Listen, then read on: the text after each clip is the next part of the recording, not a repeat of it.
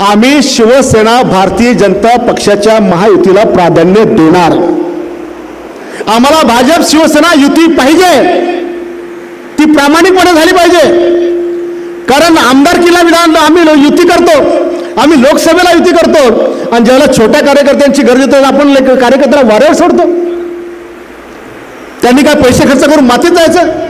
आता काय जिल्हा परिषद, पंचायत समिती, नगरपालिका निवडणुका सोप्या राहिल्यात? एक एक दोन दोन कोटी, तीन तीन कोटी, काही ठिकाणी तर 100 बोकडे एका जणाकडून। इतके महाग निवडणुकीमध्ये कार्यकर्ता उद्ध्वस्त होतो। आणि म्हणून प्रामाणिकपणे आमची पण इच्छा आहे की जे धोरण चिखलीचं ठरल, जे मलकापूरचं ठरल, जे खामगावचं ठरल, तेच धोरण जर बुलढाण्यात ठरत असेल तर आम्ही युतीला तयार आहोत।